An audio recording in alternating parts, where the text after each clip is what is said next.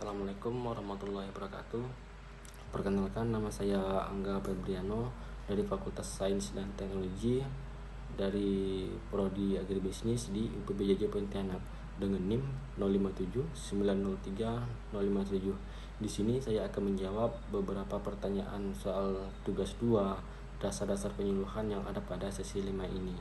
Pada soal pertama, di sini jelaskan pengertian komunikasi secara umum dan pengertian komunikasi dalam konteks penyuluhan, dan serta berikan contohnya masing-masing. Nah, di sini saya akan menjelaskan pengertian komunikasi secara umum.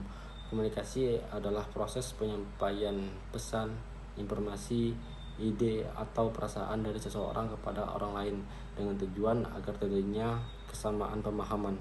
Komunikasi juga dapat dilakukan secara lisan, tulisan, maupun dari media tertentu. Contohnya dengan melalui surat, atau dengan zaman sekarang melalui Instagram, WhatsApp, Facebook, serta media aplikasi digital yang ada pada zaman sekarang.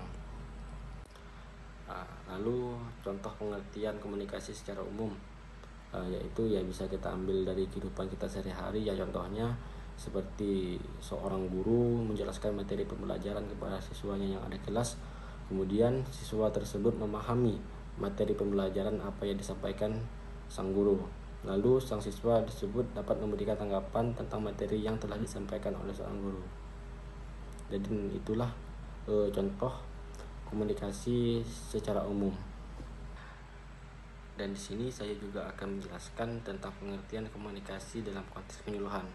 Dalam kegiatan penyuluhan, komunikasi juga dapat diartikan sebagai proses penyampaian informasi atau inovasi kepada masyarakat sasaran. Contohnya seperti petani, peternak, atau nelayan, agar mereka dapat memperoleh pengetahuan baru dan dorong untuk menerapkannya dalam kehidupan sehari-hari. Nah, di sini saya akan menjawab persoalan yang kedua. Itu salah satu unsur komunikasi adalah pesan atau informasi. Dalam konteks ini, apa saja manfaat cyber extension dalam kegiatan penyuluhan? Berikan penjelasan. Nah, di sini saya akan menyebutkan manfaat dari cyber extension, yaitu yang pertama, dapat memudahkan memperoleh informasi pertanian. Dengan melalui cyber extension, petani dan penyuluh dapat mengakses berbagai informasi terbaru seperti teknik budaya, pengendalian hama, penggunaan pupuk, hingga perkembangan harga hasil pertanian. Terus manfaat yang kedua, penyebaran informasi dapat menjadi lebih cepat. Informasi mengenai inovasi atau teknologi pertanian dapat disampaikan dalam waktu singkat tanpa harus menunggu pertemuan langsung yang bisa diakses dengan media digital. Terus manfaat yang ketiga, dapat menjangkau lebih banyak sasaran. Penyuluh dapat memberikan materi kepada masyarakat di berbagai kalangan wilayah sekaligus melalui media digital ataupun internet. Dan manfaat yang keempat, yaitu menjadi sarana belajar mandiri. Petani dapat mempelajari penyuluhan secara mandiri melalui artikel, video, maupun gambar yang tersedia pada platform cyber extension. Dan pada manfaat yang kelima, yaitu dapat mempermudah komunikasi antara petani dan penyuluh. Petani dapat berkonsultasi atau bertanya secara langsung kepada penyuluh melalui media online sehingga komunikasi menjadi lebih aktif dan lebih efisien. Dan pada soal yang ketiga, di sini bagaimana cara penyuluh mengefektifkan komunikasi? Berikan penjelasan. Agar kegiatan penyuluhan berjalan dengan baik, penyuluh perlu menerapkan beberapa cara untuk mengefektifkan komunikasi dengan sasaran. Yang pertama, yaitu dengan memahami kebutuhan yang ada di masyarakat. Materi penyuluhan harus sesuai dengan masalah atau kebutuhan yang sedang dihadapi petani sehingga informasi terasa lebih bermanfaat. Lalu yang kedua, yaitu memanfaatkan ide yang menarik. Penyuluh dapat menggunakan media gambar, video, brosur, atau demonstrasi lapangan agar materi lebih mudah diserap dan lebih mudah dipahami oleh masyarakat pada saat melakukan penyampaian.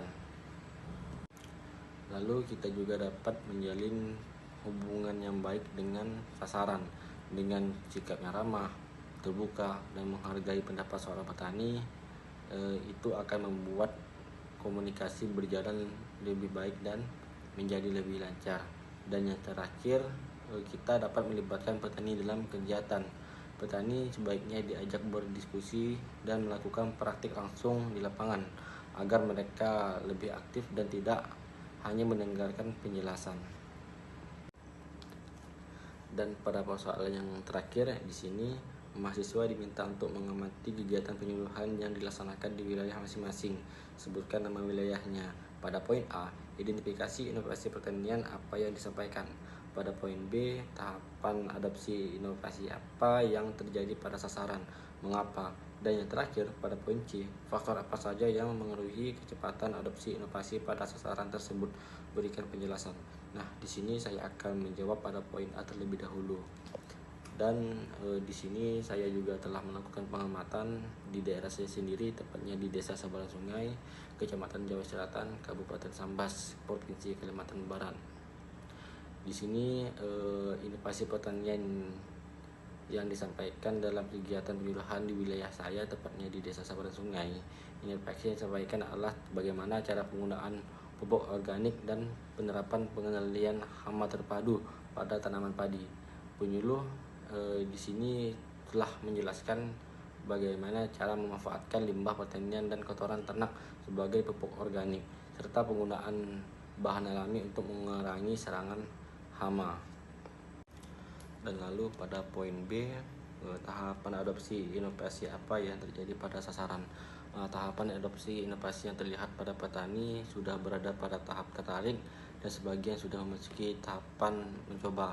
Hal ini sudah terlihat ketika petani menunjukkan minat mereka terhadap penggunaan pupuk organik karena dianggap lebih hemat biaya dan baik untuk kesuburan tanah.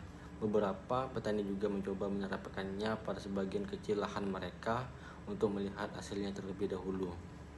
Petani belum langsung menerapkan inovasi secara penuh dikarenakan mereka masih ingin memastikan apakah hasilnya ini benar-benar lebih baik dibanding cara lama yang biasa mereka gunakan. Dan pada poin C, faktor apa saja yang mempengaruhi kecepatan adopsi inovasi pada sasaran tersebut. Berikan penjelasan. Ada beberapa faktor yang mempengaruhi cepat atau lambatnya petani menerima inovasi baru, yaitu antara lain yang pertama, tingkat pendidikan. Petani yang memiliki pendidikan yang lebih tinggi biasanya lebih cepat memahami inovasi dan lebih terbuka terhadap inovasi baru. Dan yang kedua, pengalaman bertani. Petani yang sudah lama biasanya lebih mudah membandingkan manfaat inovasi dengan cara yang lama. Terus yang ketiga, keuntungan yang diperoleh. Jika inovasi dianggap dapat meningkatkan hasil panen atau mengurangi biaya produksi, petani cenderung lebih cepat menerapkannya. Dan yang keempat, kesesuaian inovasi dengan kondisi petani. Inovasi yang sesuai dengan kebutuhan dan kondisi lapangan setempat akan lebih mudah diterima oleh masyarakat. Lalu pengaruh lingkungan sekitar. Keberhasilan petani lain sering menjadi sebuah dorongan bagi petani lain untuk ikut mencoba inovasi yang sama. Dengan melihat rekan teman kerjanya mendapatkan hasil yang melimpah dan mendapatkan hasil yang berkualitas, maka teman-teman yang lain ikut mencoba inovasi sama yang telah dilakukan oleh temannya tersebut. Terus ketersediaan modal dan sarana. Ketersediaan alat, bahan, dan biaya juga dapat mempengaruhi cepat atau lambatnya inovasi yang diterapkan. Dan terakhir adalah kebiasaan masyarakat. Kebiasaan dan pola pikir masyarakat setempat juga mempengaruhi penerimaan terhadap inovasi yang baru. Nah, dan itu baik, sekian dari saya. Semoga kita diberikan kemudahan, kelancaran, serta mendapatkan nilai yang baik pada tugas 2 yang ada pada sesi 5 ini. Saya akhiri, wabillahi taufiq wal hidayah. Wassalamualaikum warahmatullahi wabarakatuh.